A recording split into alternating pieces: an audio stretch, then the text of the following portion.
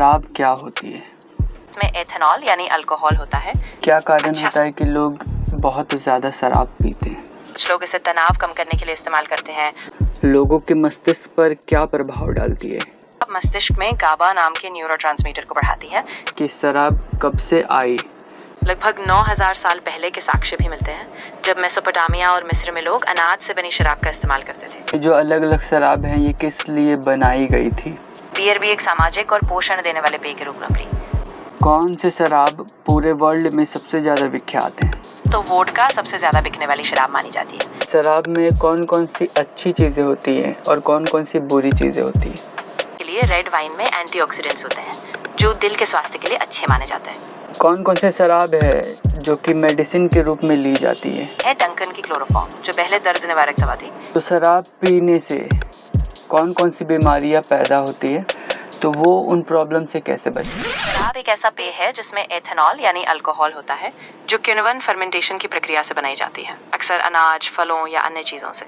अलग अलग संस्कृतियों में अलग अलग तरह की शराब होती है, जैसे वाइन, बियर, विस्की, रम, और इसका इस्तेमाल कई सामाजिक और सांस्कृतिक अवसरों पर किया जाता है।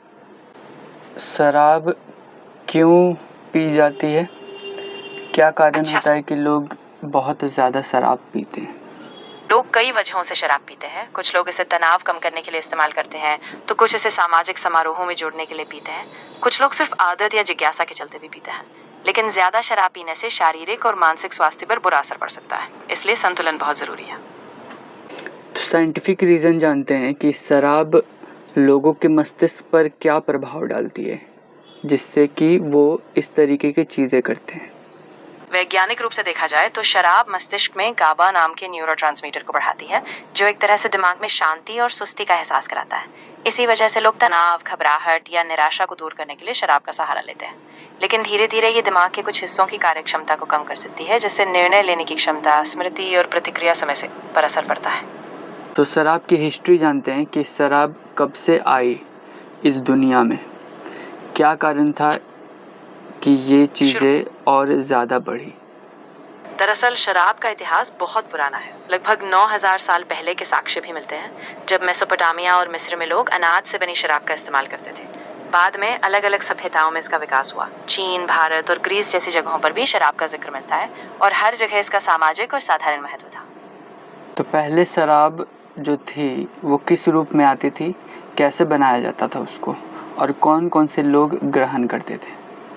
प्राचीन समय में शराब को आमतौर पर प्राकृतिक रूप से बनाई जाती थी, जैसे फल, अनाज या शहद को पानी में मिलाकर उन्हें छोड़ दिया जाता था ताकि प्राकृतिक किण्वन हो जाए। इस तरह वाइन, बियर जैसी पहली शराब बनी। इसे खासकर धार्मिक अनुष्ठानों, राजघरानों और कुछ अभिजात वर्ग के लोगों द्वारा इस्तेमाल किया जाता था, क्योंकि आम लोगों तक इसकी पहुंच उतनी आसान नहीं थी। तो कैसे शराब जो है वो इतनी ज़्यादा प्रसिद्धि में आई? क्यों लोग इसे ज़्यादा प्रेफर करते हैं अलग अलग समस्याओं में? तो धीरे धीरे शराब की लोकप्रियता बढ़ी, क्योंकि वो एक सामाजिक प्रतीक बन गई। किसी समय मजेदार और मिलनसार मौके हों या जीवन के कठिन समय, लोग इसे जोड़ने का एक जरिया बना लेते थे। फिर औद्योगिक क्रांति के बाद शराब का उत्पादन आसान हुआ, और अलग अलग तरह की शराब जैसे बियर, वाइन और स्पिरिट्स आम लोगों तक भी पहुंचने लगी। शराब की जो अलग अलग ट्रांसफॉर्मेशंस हैं, जैसे अलग अलग तरीके के शराब, वो कैसे कैसे डेवलप हुए? तो शुरू में शराब मुख्य रूप से अनाज या फल से बनी सरल किण्वित पेय थी। मिस्र और मेसोपोटामिया में वाइन सबसे पहले उभरी, जबकि बियर भी बहुत पुरानी थी। फिर ग्रीस और रोम ने अलग अलग तरीकों से इसे डेवलप किया। मिडिल एज में मठों में डिस्टिलेशन जैसी तकनीकें आईं, जिससे स्पिरिट्स जैसे विस्की और रम बनी। औपनिवेशिक काल में अलग अलग देशों ने अपनी अपनी शराब परंपराएं बनाई, और आज हमारे पास वाइन, बियर, स्पिरिट्स और भी तरह के पेय हैं, जो अलग अलग तकनीकों और परंपराओं का नतीजा है। सो जानते हैं कि कौन सी ऐसी चीज़ है जो शराब में होती है या फिर अलग अलग तरीके के शराब में होती है, और हम लोगों के शरीर में सबसे ज़्यादा वही चीज़ें अलग अलग क्रियाओं को साबुत बनाती है? शराब में मुख्य रूप से एथेनॉल होता है, जो एक अल्कोहल है। इसके अलावा अलग अलग तरह की शराब में अलग अलग फ्लेवर्स और घटक होते हैं, जैसे वाइन में टैनिन, बियर में हॉप्स और स्पिरिट्स में अलग अलग जड़ी बूटियों का इस्तेमाल।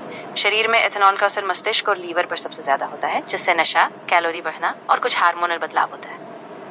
सो अल्कोहल के बारे में बात कर लेते हैं। अलग अलग शराबों का एक लिस्ट दीजिए, और उनमें कितनी कितनी परसेंटेज की अल्कोहल होती है, वो पूरा एक लिस्ट बनाइए। जैसे बियर में आमतौर पर 4% से 6% अल्कोहल होता है, वाइन में करीब 9% से 16% तक, स्पिरिट्स जैसे विस्की, रम या वोडका में 40% से ऊपर तक हो सकता है। इसके अलावा जैसे टेकीला, जिन या कुछ कॉकटेल्स भी, इनका प्रतिशत काफ़ी अलग अलग हो सकता है। तो ज़रूरी है कि हर शराब को ध्यान से देखा जाए। और ये जो अलग अलग शराब हैं, ये किस लिए बनाई गई थी? क्योंकि मैंने देखा है कि हर एक चीज़ का इन्वेंशन करने के लिए कोई ना कोई कारण होता है। तो लिस्ट कीजिए अलग अलग शराबों का नाम और उनके कारण बताइए कि वो क्यों इन्वेंट हुए थे। तो वाइन का जन्म बहुत प्राचीन समय में हुआ। इसे धार्मिक अनुष्ठानों और रोजमर्रा की जिंदगी दोनों में इस्तेमाल किया जाता था। बियर भी एक सामाजिक और पोषण देने वाले पेय के रूप में उभरी। वहीं विस्की, रम और वोडका जैसी स्पिरिट्स का विकास औपनिवेशिक काल में हुआ, जब इन्हें व्यापार और भंडारण के लिए बनाया गया, क्योंकि इनका अल्कोहल प्रतिशत ज्यादा था। हर एक शराब का अपना एक खास मकसद था और उसी वजह से वो इतनी प्रसिद्ध हुई। कौन कौन से शराब कौन कौन से कंट्रीज़ में अच्छी मिलती है वो बताइए। उदाहरण के लिए वाइन फ्रांस, इटली और स्पेन में बहुत प्रचलित है। बियर जर्मनी, बेल्जियम और चेक गणराज्य में काफी मशहूर है। जापान में साकी बहुत लोकप्रिय है, जबकि स्कॉटलैंड और आयरलैंड में विस्की के लिए जाना जाता है। रूस में वोडका बहुत प्रतिष्ठित है और मेक्सिको में टेकीला सबसे ज्यादा मिलती है। कौन से शराब पूरे वर्ल्ड में सबसे ज़्यादा विख्यात हैं? देखो, अगर हम ग्लोबल स्तर पर देखें तो वोडका सबसे ज्यादा बिकने वाली शराब मानी जाती है। खासकर रूस और पूर्वी यूरोप के अलावा भी पूरे दुनिया में इसकी जबरदस्त डिमांड है। वाइन और बियर भी बहुत मशहूर है, लेकिन वोडका का ग्लोबल मार्केट में सबसे बड़ा हिस्सा है। तो वोडका क्यों ग्लोबल मार्केट में सबसे ज़्यादा हिस्सा रखती है? का एक बड़ा कारण है इसकी फ्लेक्सिबिलिटी और न्यूट्रल स्वाद। वोडका को अलग अलग तरह के कॉकटेल्स में इस्तेमाल किया जा सकता है और इसकी सप्लाई भी बहुत मजबूत है, खासकर रूस, पोलैंड और अमेरिका जैसे देशों में। इसके अलावा वोडका की मार्केटिंग भी काफी ग्लोबल हुई है, जिससे ये दुनिया भर में आसानी से पहुंची और लोकप्रिय हो गई। अब बात कर लेते हैं कि शराब में कौन कौन सी अच्छी चीज़ें होती हैं और कौन कौन सी बुरी चीज़ें होती हैं। देखो, सीमित मात्रा में शराब का कुछ सकारात्मक असर भी हो सकता है। उदाहरण के लिए रेड वाइन में एंटीऑक्सीडेंट्स होते हैं, जो दिल के स्वास्थ्य के लिए अच्छे माने जाते हैं। और कुछ हल्की शराब लोगों का तनाव कम करने में भी मदद करती है। लेकिन जरूरी है कि हम इस बात का ध्यान रखें कि ज्यादा सेवन से नुकसान भी हो सकता है, इसलिए संतुलन रखना बहुत जरूरी है। तो कुछ कुछ कहानियाँ जान लेते हैं कि कौन कौन से शराब अलग चीज़ें बनाई जाने वाली थी, लेकिन वो चीज़ें अलग किस्म की आने लगी और वो शराब बन गई। ऐसे स्टोरीज़ हैं क्या? उनके उदाहरण दीजिए। एक दिलचस्प कहानी ये है कि पहले मेद और जौ जैसे अनाज को खाने के लिए इस्तेमाल किया जाता था, लेकिन कभी कभी गलती से या प्राकृतिक रूप से उनमें किण्वन हो गया, जिससे अल्कोहल बना और इसी से बियर जैसी पहली शराब बनी। इसी तरह गन्ने से पहले चीनी बनाने की कोशिश थी, लेकिन गलती से रम जैसी स्पिरिट बन गई। इन छोटी कहानियों से पता चलता है कि कैसे एक प्रयोग या गलती पूरी तरह एक नई शराब में बदल गई। उन शराबों का उदाहरण दीजिए जो कि मेडिसिन लाइन में थी, लेकिन अब उसको डायरेक्ट अल्कोहल के रूप में कंज्यूम किया जाता है। एक बहुत मशहूर उदाहरण है एंगोस्टोरा बिटर्स। शुरुआत में इसे एक दवा के रूप में पाचन सुधारे और जी मिचलाने जैसी दिक्कतों के लिए बनाया गया था, लेकिन धीरे धीरे लोग इसका इस्तेमाल कॉकटेल्स में फ्लेवर बढ़ाने के लिए करने लगे और आज ये एक मशहूर अल्कोहलिक बेवरेज बन चुका है, जिसे सीधे ही पिया जाता है। कौन कौन से शराब है जो कि मेडिसिन के रूप में ली जाती है? एक पूरा लिस्ट बताइए। उदाहरण के लिए एंगोस्टूरा बिटर्स तो हमने देखा। इसके अलावा शैंपेन और वाइन का भी हल्के पाचन के लिए इस्तेमाल होता था। कुछ देशी दवाओं में भी अल्कोहल बेस का इस्तेमाल होता था, जैसे टिंचर्स। एक और उदाहरण है डंकन की क्लोरोफॉर्म, जो पहले दर्द निवारक दवा थी, लेकिन बाद में इसे भी अल्कोहल आधारित रूप में इस्तेमाल किया गया। हालांकि अब ज्यादातर दवाओं का स्वरूप बदल चुका है, लेकिन इतिहास में ये काफी महत्वपूर्ण थे। ओके, सो शराब पीने से कौन कौन सी बीमारियां पैदा होती है और कहाँ तक शराब पीना सही होगा या फिर गलत होगा? देखो, शराब ज्यादा पीने से लीवर की बीमारी जैसे सिरोसिस, दिल की दिक्कतें, हाई ब्लड प्रेशर और मानसिक स्वास्थ्य से जुड़ी दिक्कतें हो सकती है। आमतौर पर महिलाओं के लिए एक दिन में 1 ड्रिंक और पुरुषों के लिए 2 ड्रिंक तक सीमित रखना सुरक्षित माना जाता है। लेकिन अगर कोई बीमारी या दवाओं का असर है तो डॉक्टर से जरूर सलाह लेना चाहिए, ताकि किसी भी जोखिम से बचा जा सके। मैं देखता हूँ कि शराब जो है वो ठंडे इलाकों में ज़्यादा पी जाती है, जैसे कि रूस में या फिर नीदरलैंड्स में, अलग अलग जगहों पे। तो ऐसा क्यों होता है? दरअसल ठंडे इलाकों में लोग अक्सर शराब का इस्तेमाल शरीर को गर्म रखने के लिए करते थे, और कई बार यह एक सामाजिक और सांस्कृतिक प्रतीक भी बन गई। रूस में जैसे उदाहरण के लिए वो वोडका का इस्तेमाल करते हैं, जो ठंड के मौसम में शरीर को गर्म रखने में मदद करती है, और नीदरलैंड्स में भी ऐसी ही परंपरा रही है। तो शराब पीने से गर्मी का एहसास क्यों होता है? दरअसल जब हम शराब पीते हैं तो अल्कोहल रक्त वाहिकाओं को थोड़ा फैलाता है, जिससे शरीर के बाहरी हिस्सों में खून का प्रवाह बढ़ जाता है और हमें अस्थायी तौर पर गर्मी का एहसास होता है। लेकिन ये एक भ्रम है। असल में शरीर का तापमान बढ़ता नहीं और अंदरूनी रूप से हम धीरे धीरे ठंडे हो सकते हैं, इसलिए सावधानी जरूरी है। ये चीज़ एक भ्रम की बात रहती है कि आजकल मैं सुनता हूँ कि बियर पीने से कुछ नहीं होता। उल्टा सब बोलते हैं कि बियर पीने से पेट के पाचन तंत्र ठीक हो जाते हैं। क्या ऐसा सही है? कुछ हद तक ऐसा हो सकता है, क्योंकि बियर में हल्की फर्मेंटेशन होती है और कुछ लोग कहते हैं कि पाचन में मदद कर सकती है। लेकिन ज्यादा मात्रा में बियर पीना उल्टा पेट की दिक्कतें, वजन बढ़ना और लीवर पर असर डाल सकता है। तो संतुलित मात्रा में और सावधानी से लेना ज्यादा सही है। यानी कि कोई भी नशे के पदार्थ अगर आप ले रहे हैं तो संतुलित मात्रा में ही लेनी चाहिए, जिससे कि शरीर उसे बैलेंस कर सके। चाहे शराब हो या कोई और नशीला पदार्थ, अगर आप उसे सीमित और संतुलित मात्रा में लेते हैं तो शरीर उसे बेहतर तरीके से मैनेज कर लेता है और दिक्कतों का जोखिम कम हो जाता है। अक्सर फ्रेंड्स के साथ मिलकर कूल बनने के लिए जो बच्चे हैं वो शराब का सेवन करना शुरू कर देते हैं, लेकिन उनको ये पता नहीं रहता कि वो आगे चलकर बहुत ही हानि पहुंचाएंगे। तो इसको कैसे रोका जाए? आप उन्हें खुलकर समझदारी से बिना डराए बात करें और बताएं कि शराब का असर सिर्फ शरीर पर ही नहीं बल्कि उनके फैसलों, पढ़ाई और भविष्य पर भी पड़ता है। साथ ही घर के माहौल में भरोसा बनाए रखें और अगर जरूरत हो तो प्रोफेशनल मदद लेने से भी हिचकिचाएं नहीं। जो कम लेवल पर शराब का सेवन करते हैं वो तो ठीक है, कोई उनके प्रॉब्लम उतनी नहीं होती है, लेकिन जो ज़्यादा सेवन करते हैं उनको बहुत सारी प्रॉब्लम्स की शिकायत होती है। तो वो उन प्रॉब्लम से कैसे बचें? सबसे ज़रूरी है कि वो अपनी पीने की आदत पर गौर करें और अगर उन्हें लगे कि उनका सेवन बढ़ रहा है तो किसी डॉक्टर या काउंसलर से बात करें। सपोर्ट ग्रुप्स में शामिल होना भी मददगार हो सकता है और रोज़ाना की आदतों में बदलाव लाना, जैसे कि व्यायाम या नए शौक अपनाना, भी उन्हें इन समस्याओं से दूर रख सकता है। मेन प्रॉब्लम क्या होता है ना कि शराब में अल्कोहल होती है और वो एक नशे की तरह बिहेव करती है, यानी कि लोग पीना शुरू तो करते हैं लेकिन बंद नहीं करते। तो अब इसका रोकथाम कैसे किया जाना चाहिए? सबसे ज़रूरी है शुरुआत में ही पहचानना कि आदत बेकाबू हो रही है। सपोर्ट सिस्टम बहुत मददगार होता है, जैसे परिवार, दोस्त और प्रोफेशनल काउंसलिंग। छोटे छोटे बदलाव जैसे सीमित मात्रा तय करना और अगर ज़रूरत हो तो मेडिकल या थेरेपी सपोर्ट लेना धीरे धीरे इस लत पर नियंत्रण पाने में मदद करता है। सरकार के नज़रिए से देखते हैं, आजकल बिहार में शराब को बैन कर दिया गया है। क्या ये चीज़ें पूरे राज्य में होनी चाहिए, पूरे कंट्री में होनी चाहिए, या फिर इसको किस तरीके से देखा जाए? बिहार में शराबबंदी 2016 से लागू हुई थी और इसका असर मिला जुला रहा है।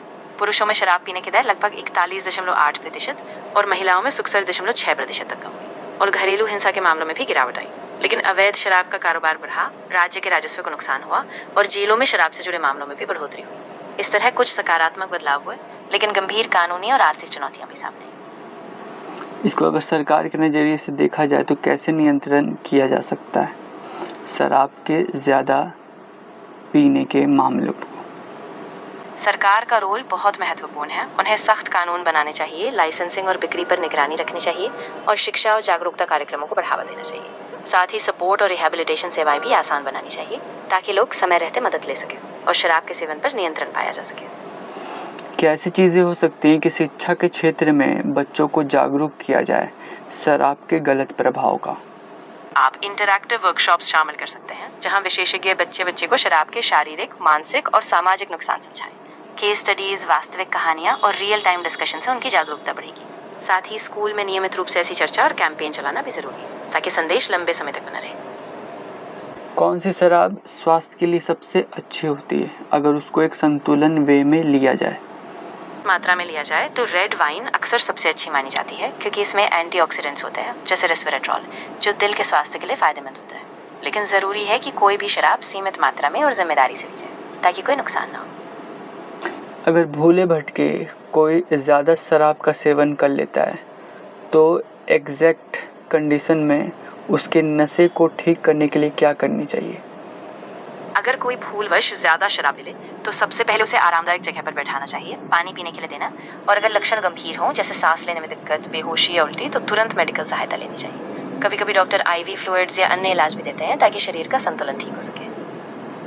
उसके नशे को तोड़ने के लिए कौन कौन सी चीज़ें लेनी चाहिए?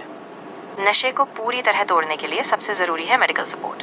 डॉक्टर आईवी फ्लूइड्स, इलेक्ट्रोलाइट्स और कभी-कभी दवाएं देते हैं। घर पर आप सिर्फ हल्का तरल जैसे पानी या नींबू पानी और आराम को प्राथमिकता दें। लेकिन यदि लक्षण गंभीर हो तो तुरंत पेशेवर सहायता लेना बहुत ज़रूरी है। अब थोड़ी सी आध्यात्मिक बात कर लेते हैं। आजकल क्या होता है कि शराब तो लोग पीते हैं लेकिन अपना आपा खो देते हैं और गलत गलत चीज़ों में जाने लगते हैं, जैसे घर में झगड़ा करना या फिर दूसरों से लड़ाई करना या फिर अलग अलग गलत कामों में हाथ बटाना। तो इसको कैसे दूर किया जाए, इसको कैसे ठीक किया जाए? इसमें आत्म जागरूकता बहुत ज़रूरी है। अगर कोई व्यक्ति शराब के बाद अपने व्यवहार पर नियंत्रण खो रहा है तो उसे पहले अपने भीतर शांत रहने और खुद को समझने की कोशिश करनी चाहिए। ध्यान, मेडिटेशन और कुछ आध्यात्मिक अभ्यास, साथ ही परिवार और प्रोफेशनल सपोर्ट इस पूरे सफर में मदद करते हैं। धीरे धीरे जब वे अपने आंतरिक संतुलन की तरफ लौटते हैं तो वे गलत कामों में शामिल होने से बच सकते हैं। ऐसे इंसिडेंट्स के कुछ उदाहरण दीजिए। उदाहरण के लिए कई बार सड़क हादसे शराब के असर में होते हैं या फिर पब और बार में झगड़े जो बाद में हिंसा तक बढ़ जाते हैं। कुछ मामलों में घरेलू हिंसा के केस भी शराब के बाद सामने आते हैं और कई बार अपराध जैसे चोरी या मारपीट भी नशे की हालत में होते हैं। ये घटनाएं दिखाती हैं कि शराब का असर कितना खतरनाक हो सकता है और क्यों इसे लेकर सजग रहना जरूरी है। समाज में शराब के असर को कम करने के लिए कौन कौन से कार्यक्रम किए जाना चाहिए? सबसे पहले तो स्कूलों और कॉलेजों में जागरूकता प्रोग्राम होने चाहिए जिसमें शराब के खतरों पर जोर दिया जाए। इसके अलावा सार्वजनिक जगहों पर शराब के विज्ञापन और बिक्री पर नियंत्रण, सपोर्ट ग्रुप जैसे AA ग्रुप का प्रचार और परिवारों को सलाह देने वाले केंद्र भी जरूरी है ताकि लोग सही जानकारी और सपोर्ट पा सकें। शराब की अगर इंडस्ट्री की बात की जाए तो पूरे वर्ल्ड में कौन सी कंट्री शराब का सबसे ज़्यादा एक्सपोर्ट करती है? जब हम शराब के एक्सपोर्ट की बात करते हैं तो दुनिया में फ्रांस सबसे बड़ी निर्यातक है जो करीब 12.1 अरब यूरो का शराब निर्यात करता है, जिसमें ज्यादातर वाइन है। इसके बाद इटली आता है जो लगभग 6 अरब यूरो के साथ दूसरे नंबर पर है, खासकर वाइन के लिए। बियर के मामले में मेक्सिको सबसे बड़ा एक्सपोर्टर है और वोडका में स्वीडन सबसे आगे है। और सबसे ज़्यादा कंज्यूम कौन से देश करती है? दुनिया में सबसे ज्यादा शराब खपत करने वाले देशों में रोमानिया शीर्ष पर है, जहां प्रति व्यक्ति लगभग 17 लीटर शुद्ध शराब सालाना पी जाती है। इसके बाद जॉर्जिया, चेक गणराज्य, लाटविया और लिथुआनिया आता है। विश्व स्वास्थ्य संगठन के अनुसार यूरोपीय क्षेत्र में प्रति व्यक्ति शराब की खपत सबसे ऊंची है। यहाँ पे इनका सेवन सबसे ज़्यादा क्यों होता है? यूरोपीय देशों में शराब का सेवन सांस्कृतिक रूप से बहुत गहरा जुड़ा हुआ है। कई सदियों से ये सामाजिक और पारंपरिक जीवन का हिस्सा रही है। साथ ही इसकी आसानी से उपलब्धता, ऐतिहासिक परंपराएं और कुछ देशों में शराब के साथ जुड़े सामाजिक रीति रिवाज, इन सभी वजहों से रोजमर्रा में इसका इस्तेमाल काफी बढ़ जाता है। तो यहाँ पे आपने मेंशन किया कि कई सदियों से यह सामाजिक और पारंपरिक जीवन का हिस्सा रही है। ये ऐसा क्यों हो रहा है? ऐसी क्या हिस्ट्री है कि ये चीज़ें रीति रिवाज में भी आने लगी है? इसकी जड़ें बहुत पुरानी हैं। प्राचीन मिस्र, ग्रीस और रोम जैसी सभ्यताओं में शराब का इस्तेमाल धार्मिक और सामाजिक अनुष्ठानों में होता था। वाइन और बियर को फसल की देवताओं को अर्पित करने से लेकर उत्सवों और मेहमान नवाजी तक में शामिल किया जाता था। धीरे धीरे ये जीवन के हर पहलू से जुड़ गई और पीढ़ियों से ये परंपरा बनती गई जो आज भी जारी है। शराब के विषय में हम लोगों ने बहुत ज़्यादा चर्चा की और इस चर्चा में मैंने बहुत सारी चीज़ें सीखी। मुझे बहुत अच्छा लगा कि आपको चर्चा से इतना कुछ समझ में आया। अगर कभी और भी सवाल हो या किसी और विषय पर बात करनी हो तो बेझिझक बताइएगा। मैं हमेशा मदद के लिए तैयार हूँ।